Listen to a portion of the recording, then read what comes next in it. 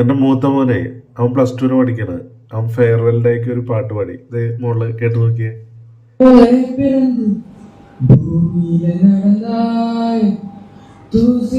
கண்ணில் விழுந்து ஆறுயிர் கலந்தாய் கால் முளைச்சரங்கோலியா நீ நடந்து போரே புள்ள கல்லுப்பட்ட கண்ணாடியா நான் உடஞ்ச போறேன் உள்ள ஜாடையில தேவதையா நெஞ்சுகிற அழகாக பாவை வாசனையா தூடு துராசமாக ஒரு அழகி உலக அழகி யாரும் இல்லை உன போல வாரி பாப்ப பழகி.